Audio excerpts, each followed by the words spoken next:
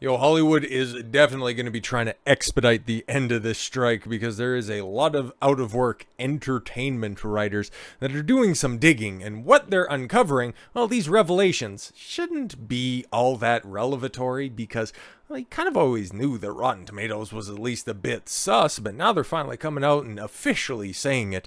A PR firm has been manipulating the Rotten Tomatoes movie scores for over 5 years by paying critics directly via Vulture. And we got the article pulled up right here. Very nice thumbnail. You know what? Hey, man, that's actually, it's disgusting, obviously, but it's actually not all that bad, to be completely honest. The decomposition of Rotten Tomatoes' most overrated metric in movies is erratic, reductive, and easily hacked, and yet has Hollywood in its grip. Yeah, when I started to find relevance, or at least take note of the popularity of Rotten Tomatoes, I think it was on, it might have been X-Men First Class. It sounds a little bit foreign or something like that, but if I could find it relatively quickly. I don't think so. But when I got my copy of it, I haven't watched it or anything like that. Sorry, I just have a laundry list of films that, you know, are in my library that I haven't seen. But there was a sticker, a Rotten Tomatoes sticker on it, and it said, "Oh, verified fresh," and that was apparently something that, you know, held some weight. And whenever that film was released in the early parts of the 2010s, it was right after the first successful X-Men trilogy, right? Like everybody knows. But you used to have on your physical media releases, you'd have the little blurbs, your little critic blurbs, outstanding, complete triumph, or whatever other, you know, regurgitated dog shit that somebody would put down the AP and then everybody else would just leech off of. But there's a couple of other things that are on here as well. So, okay, Rotten Tomatoes can be manipulated by paying off critics to write good reviews of a product. And it's like, okay, it's a practice as old as time. But if they're doing that just to bolster the reputation of a bad film, what else are they doing this for? Well, let's take a look at this. In 2018, a movie publicity company called Bunker 15 took on a new project, Ophelia, a feminist retelling of Hamlet starring Daisy Ridley.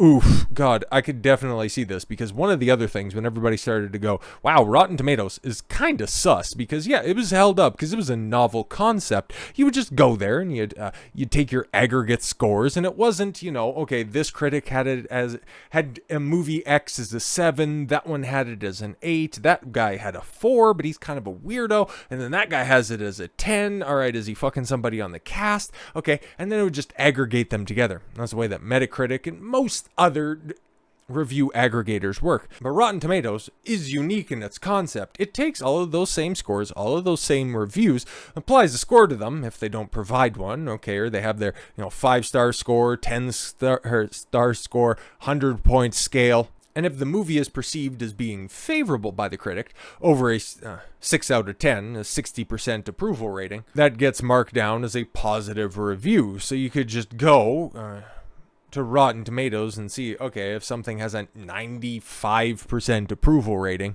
well, that means that 95% of critics rated the film as favorable, as most people do end up perceiving things. Like, for everybody who criticized, oh, it's not just black and white. For most people, you know, people take a look at something and go, was that good or was it bad?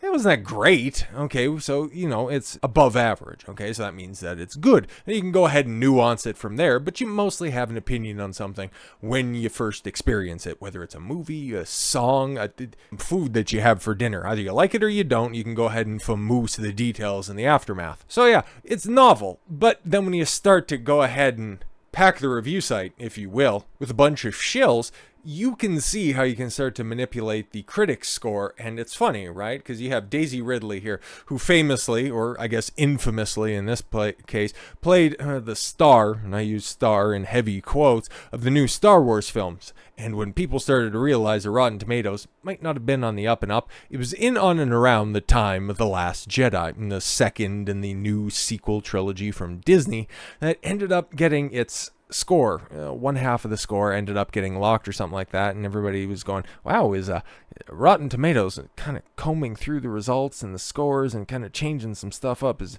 something funny going on there? You were a conspiracy theorist if you would have thought that, but thanks to the Hollywood strike right now, and because it's in a quote-unquote credible site, Vulture, which it's whatever, man. It's one of the lesser partners and still in that same group of intelligentsia, New York Magazine, strategist, The Cut. Okay, like it's got enough clout. It's clouded up reasonably enough to lend it some validity. So I don't know. It could just be highly ironic that it's another Daisy Ridley project that was just absolute dog shit, but everybody said at the time, no, it's great because the check's cleared. Ends up, probably sealing the fate of Rotten Tomatoes, because I don't know how you come back from this.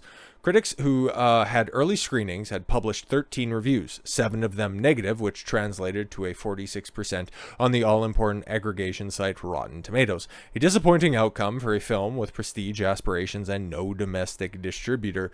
Yeah, because if you're going to go ahead and try to make Daisy Ridley a star, knowing that her only acting talent is simply breathing into a microphone with a slightly open mouth and gazing longingly into the horizon, you're gonna need a pretty good cast around her. And I don't know about this specific project, but if she's gonna be reprising the role as Hamlet, or at least a feminist take on it, oh boy, she's gonna be doing a lion's share of the work. And well, I don't necessarily think that she's cut out for it. But to each their own. There are some people with brain damage who do like the new Star Wars sequels. But just because the tomato meter says that the title is rotten, scoring below 60%, it doesn't need to stay that way. Bunker 15 went to work. While most film PR companies aim to get the attention of critics from top publications, Bunker 15 is a more bottom-up approach, recruiting obscure, often self-published critics who are nevertheless part of the pool tracked by Rotten Tomatoes. Okay, so guys who have aspirations of being uttered in the same breath as Roger Ebert, and I actually can't name any other famous movie critics because I don't care what critics have to say about this. I would go off of my friends or respected, now that YouTube's a real thing, respected critics that are out there. But okay. Often self-published critics who are nevertheless part of the pool of Rotten Tomatoes in another break from a standard practice. Is it really though? Okay, several critics say Bunker 15 pays them $50 or more for each review. Yo, $50, huh? To write up a review. $50 to sell your integrity. But then again, you're an entertainment journalist. How much integrity did you have to begin with? These payments are not typically disclosed, and Rotten Tomatoes says it prohibits reviewing based on financial incentive. And yeah, practices like these, okay, it's not exactly a novel concept. Like, okay, how did you think? Okay, back before the digitization of the music industry that basically rendered the radio station model completely and totally obsolete. I don't know if anybody's had the displeasure of listening to the radio lately, but basically it's just ad. Old hit from back in the cut, maybe once an hour, interspersed very rarely. You might get something that vaguely sounds like something that might be released today, but then it's just back to either a hit from a few years ago or something that's just back in the cut. Radio stations are dead, but during the 80s, actually probably going back to the revolution that was FM radio, so all of those hippie jocks back in the 70s, or even earlier than that in the 60s, where you had guys discovering bands, putting them on, hearing it. It was must-listen radio for certain jocks when they were on, because they were the guys who were discovering the artists. Like, I forget the guy who ended up putting on the Beatles that led to the British invasion in the 60s. But needless to say, okay, with those influences, most of those were probably organic. And you could argue their importance because the Beatles were probably going to be the Beatles regardless of the scenario, but of course it did help in some way. But other bands, other far less talented bands, and I don't even hold the Beatles in that high of regard, but even still, they wanted to get their time on the radio, and they were willing to do anything in order to do that. Send out multiple copies to multiple stations, and then also tried to grease said wheels. Some were fiduciary, or if there was a chick in the band, well, there's stories that are out there. We don't need to go ahead and tread all of those waters, but just know, just because there's reviews that may or may not have been bought, seems to be more on the more or less side, takes you down the thought process of, okay, well, what else are they buying off? In October of that year, an employee of the company emailed a prospective reviewer about Ophelia. It's a Sundance film, and there's a feeling that's been treated a bit too harshly by some critics. I'm sure sky-high expectations were culprit. So the teams involved feel like it would benefit from more input from different critics, which I'm sure for some of the higher renowned YouTube critics that are out there, they probably get hit up with, recommendations for certain indie films, lesser covered films that people really like and appreciate, think that are, hella good, and think that, hey, if you guys can just go ahead and give this film a shot, you can put it on, and then you're also going to be the guy that discovers, film Y. Like I already used Film X as an example, so that'd be a little trite. Ergo analogous to, the guy who put on the Stones in America for the first time. But now, this time around, because, it's been judged a bit too harshly, and we would really appreciate your input for, say, $50 whole. How's that grab you? And especially for somebody who's struggling and just simply has credentials on Rotten Tomatoes, and $50 could go a long way for some of these hacks. Between October 2018 and January 2019, Rotten Tomatoes added 8 reviews to Ophelia's score. So started off with 13. Now you got a pool of 21. 7 were favorable, and most came from critics who have reviewed at least one other Bunker 15 movie. The writer of a negative review says a Bunker 15 lobbied them to change it. If a writer wanted to give it a barely overall positive, then I do know the editors of Rotten Tomatoes, and they can get that switched. Yeah, that's all right, man. It's like, if you could just go ahead. It's like, yeah, we gave you the insight, we gave you a screener. Oh, we're going to promise you, a little bit more access on other projects in the future. So you don't really have to change, like, your overall critiques from it. We understand, you're not going to completely like something, but if you could go ahead and just spin it with a little bit more of a positive tone, if you could give a couple more helpful tips and, things that you experienced, things that you really felt. Okay, did you think that the theme was really good? If you could just go ahead and write a blurb on that. We know the people. You don't need to give it a number score at the end. No, you don't need to complicate it or something like that. We know the editors that are over there. They'll be able to look at it and go, that seems like a positive review. Don't worry about it. The integrity of your review will still be there. Trust us. And that's what they were doing.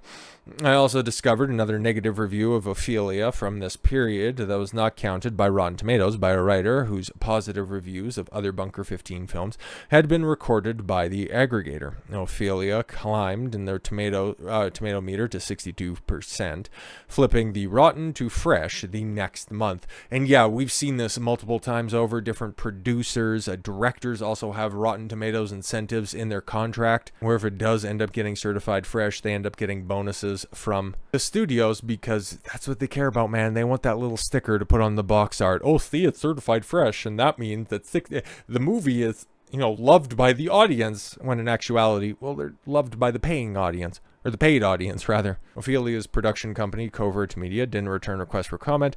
Bunker 15's founder, Daniel Harlow, says, wow, you are really reaching there, and disagrees with the suggestion that the company buys reviews to skew Rotten Tomatoes. We have thousands of writers on our distribution list. Okay, a small handful have been set up a specific system where filmmakers can sponsor or pay to have their review of a film. Yeah, okay. No, we're not corrupt. We just pay the reviewers sometimes. Wait, what? The Ophelia affair is a useful microcosm of understanding how Rotten Tomatoes, and I would argue the entertainment media in general. I talk about these, goofy girls who just show up on the likes of New York Post, the Daily Mail, a couple of the other rags that are out there. Every once in a while, you'll see this chick. Oh, actually, the perfect example. I was bullied because I was too beautiful, and people hate me online for it. It's like, is that really newsworthy? Or did you just need to fill a slot, and because there's some Instagram chick out there who is just paying for more exposure in order to funnel people to her social media accounts? It's funnel marketing, because, okay, who would have actually heard about the feminist retelling of Hamlet, and who definitely would have went to it in 2018, right after The Last Jedi, right before the rise of Skywalker, and everybody going, what the fuck is it ultimately going to be about? You already killed off the big bad, and okay, you're bringing back the Emperor? The fuck are you doing? Okay, who is desperately wanting more Daisy Ridley in their life? Well, somebody that desperately claims to Rotten Tomatoes for their recommendations. Oh, you see, it might not work on everybody, but all you need to do is create that little sales funnel. like those thoughts that get the little puff pieces on New York Post. Yeah, get some clicks because, yeah, they're putting their titties out there just going, help me, I'm too beautiful. What am I ever supposed to do? I'm too attractive for regular men that are out there. You push them to their Instagram, then they got links in the bio, and then all of a sudden, you might not get all of them. You might get the 10% of people that click through to see the Instagram and just go, wow, she really does belong to the streets. That 1% will just click on the link tree that's in there and just go, ooh, spicy content, and then sign up for, additional content for $5-10 a month. It's incestuous business, and if you think that it's just simply informational on the entertainment side, well, guess what? Do you think that the news industry is doing anything different? When was the last time that you sat down and listened to the 6 o'clock news? When was the last time that you turned on Fox or CNN and they were just talking about some seemingly superfluous shit? Their producers are told to run a certain agenda.